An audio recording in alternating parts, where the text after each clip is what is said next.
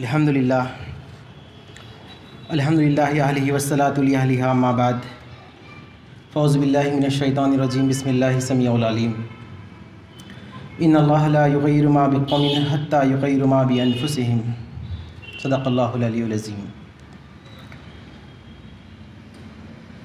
मोहतरम मावीन मेरे हल्क़ा,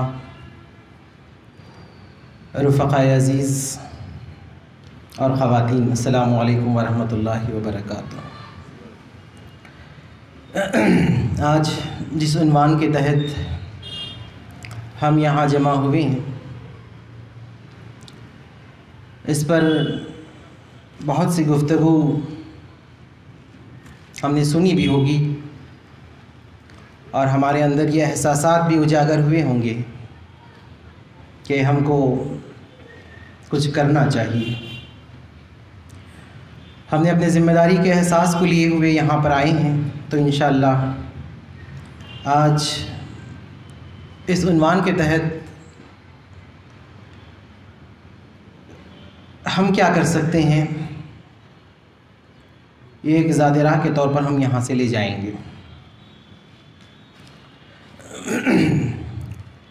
दो तीन बातें मैं ओरिएंटेशन के तौर पर आपके सामने रखना चाहूँगा।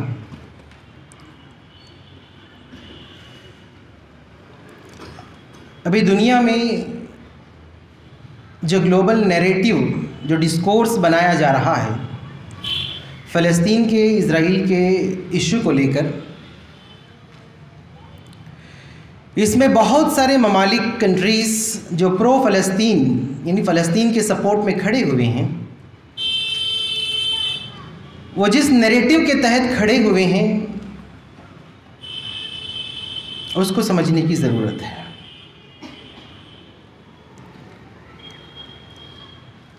जिस तरीक़े से बमबारी हो रही है और इंसानी जान का नुकसान हो रहा है, उसको बुनियाद बनाकर इंसानियत के ह्यूमैनिटेरियन ग्राउंड पर फ़लस्तीन के हक़ में लोग खड़े हुए हैं। इस ग्लोबल नैरेटिव को ख़ासकर मुझे और आपको, बाशऊर अफराद को समझने की अशद ज़रूरत है। मीडिया ने जिस प्रोपागेंडा के तहत इस इशू को उछाला है और छेड़ा है, और मुख्तलिफ ममालिक ने और फिर इंसानों का एक जम्मे गफ़ीर ने इस इशू को जिस नुक्ते नज़र से, जिस लेंस के थ्रू इस इशू को देख रहे हैं, वो ह्यूमैनिटेरियन ग्राउंड पे है। इंसानों का बेजा कत्ल हो रहा है, इंसानों के कत्ल से इसको रोका जाए। जो खूरेज़ी हो रही है इंसानियत की, जो इंसान का हक है जीने का, उसकी जो पामाली हो रही है, इस के खिलाफ आवाज़ उठाई जा रही है। असल जो रूट कॉज है, उस कॉज को छुपाया जा रहा है। असल जो इसके पीछे जो बुनियाद है, उस बुनियाद को वांटेडली, कॉन्शियसली, शऊरी तौर पर अवाम के सामने इसको छुपाने की पुरजोर कोशिश की जा रही है। इस ग्लोबल नैरेटिव को बार बार लोगों के दरमियान आम किया जा रहा है कि फ़लस्तीन को हम सिर्फ इसलिए उसकी हिमायत करेंगे क्योंकि यहाँ पर इंसानों की जाने जा रही है।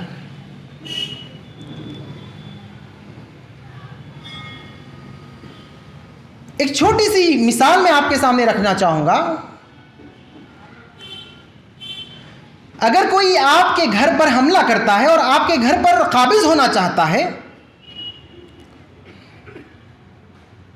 आपको मौत के घाट उतारना चाहता है, और आप अपने आप को बचाने की खातिर अगर उसका गला दबाते हैं, आपके नाखूनों से उसके जिस्म पर अगर खुरेचते हैं, उसके जिस्म से अगर कहीं कहीं पर खून निकल आता है, तो वो इंसान मीडिया में जाता है और मीडिया के सामने ये वावेला खड़ा करता है कि मेरे साथ नाइंसाफी हुई है, मेरे ऊपर हमला हुआ है, देखिए मेरा हाल देखिए, खूना खून मैं लबरेज हूं। यही सूरतगिरी आज फ़लस्तीन के इश्यू को लेकर ग्लोबल मीडिया अवाम के सामने एक नया पिक्चर, एक नया इमेज लाने की कोशिश कर रहा है।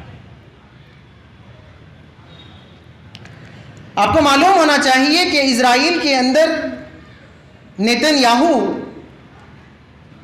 यहाँ के प्राइम मिनिस्टर के हूबहू वहाँ पर भी वो अपने तौर पर वहाँ की हुक्मरानी कर रहा है, नए नए कवानीन ला रहा है, कोई इंसानों के वेलफेयर से दिलचस्पी नहीं रख रहा है।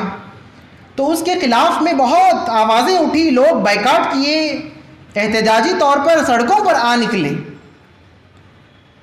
इस पूरे पस मंज़र को ढांप कर एक नया मंजरनामा पेश करने के लिए नेतन्याहू ने पुलवामा अटैक के तौर पर यहाँ पर हमास का एक टूल इस्तेमाल करते हुए गाज़ा पर अटैक करता है और पूरे पिक्चर को एक नया रूप दिया जाता है।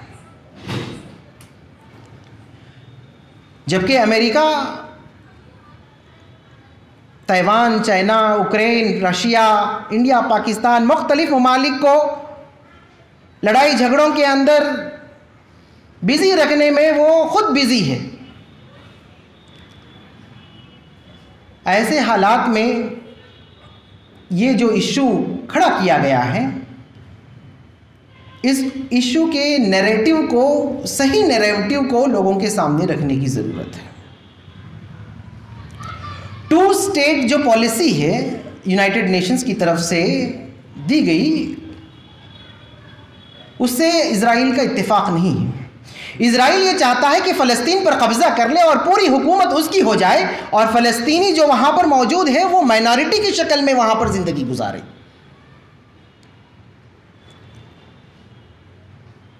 जिन फ़लस्तीनियों की ज़मीन है उस ज़मीन के ऊपर ख़ुद काबिज़ होना चाहता है और फिर उनके ऊपर हुकूमत करते हुए उनको माइनॉरिटी का स्टेटस देना चाहता है।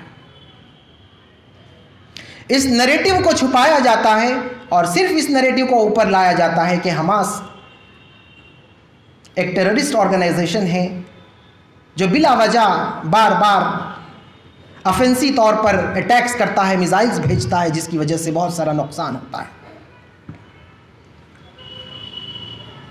अजीज़ान मोहतरम, ये इशू बहुत तवील तलब गुफ्तगू चाहता है। इंशाअल्लाह हमारे माविन अमीर हल्का इस पर रोशनी डालेंगे।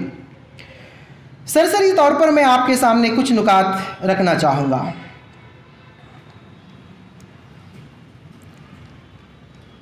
ऐसे हालात में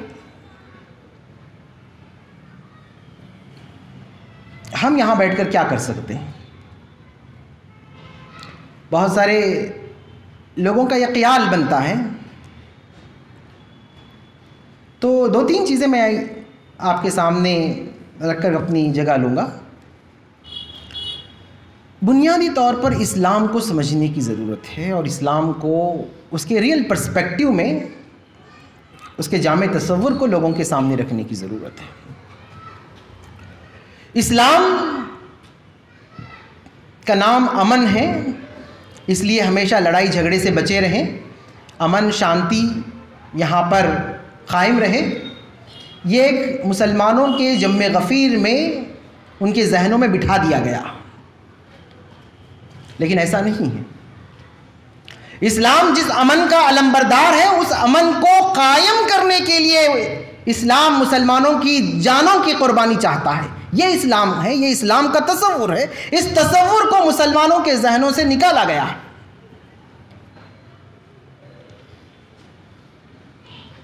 अल्लाह के रसूल सल्लल्लाहु अलैहि वसल्लम की ज़िंदगी में कई मरतबा ऐसे मौक़े पेश आए जहाँ पर अगर अल्लाह के रसूल सल्लल्लाहु अलैहि वसल्लम चाहते तो जंग ना करते, पीस, अमन मोहब्बत, अमन मोहब्बत वहाँ पर फ़िज़ा कायम रखते। नहीं,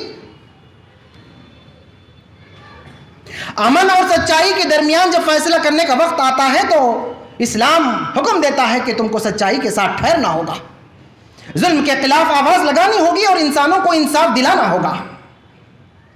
ये इस्लाम का पैगाम है। इस पैगाम को मैं और आप समझें और लोगों को समझाएं। आज जिस करेज की, जिस कन्विक्शन की, जिस बहादुरी की, जिस शुजाअत की ज़रूरत है मुसलमानों के अंदर, उसको आहिस्ता आहिस्ता करके निकाला जा रहा है। हज़रत उमर फारूक रज़ी अल्लाह ताला दुआ फरमाते थे कि अल्लाह मुझे कमज़ोर मोमिन के शर से पनाह अता फरमा। ख़वी और मजबूत काफिर से ज़्यादा कमज़ोर मोमिन का जो शर है, जो फसाद है, वो इस्लाम को नुकसान पहुंचाता है।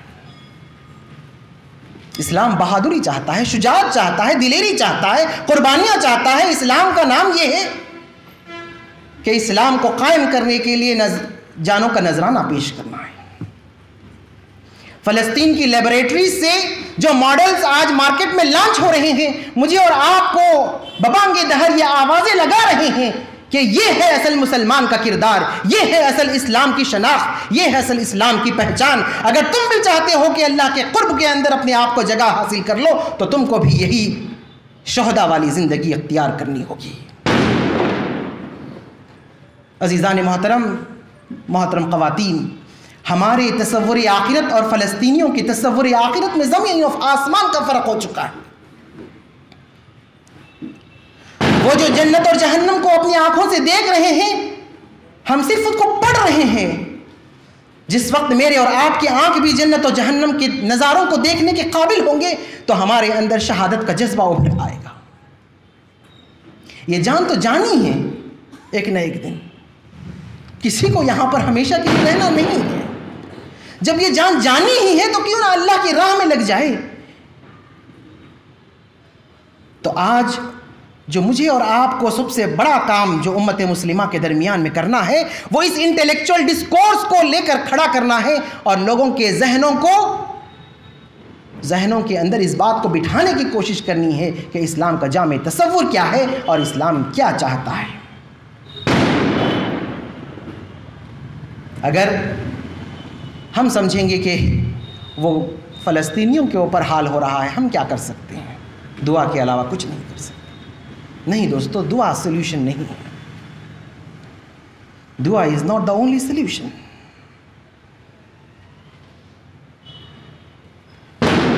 मैं और आप अपने स्किल्स को चैनलाइज करें, खूब पढ़ें, खूब लिखें, खूब समझें, लोगों को समझाएं, इस्लाम के खुद भी मॉडल बने और फिर मस्जिदों की मिंबरों से ये आवाज़ें लगाएं, लगाने पर उलमा को मजबूर करें।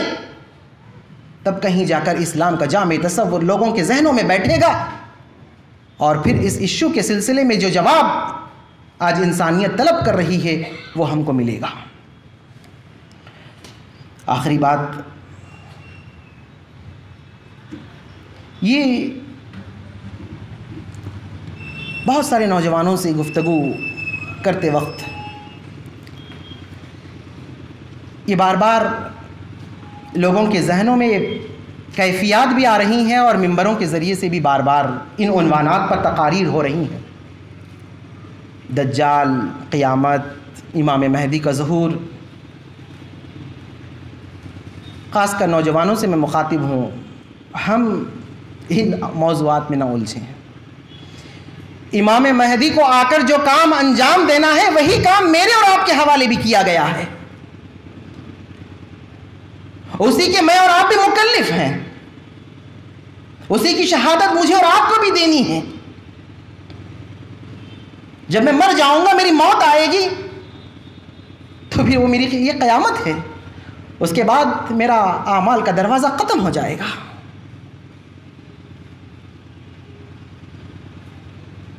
किसी का इंतज़ार किए बग़ैर, सिर्फ दुआओं पर टेका लगाए बग़ैर मुझे और आपको अपनी ज़िंदगी के कीमती लम्हात को अल्लाह के हवाले करना होगा।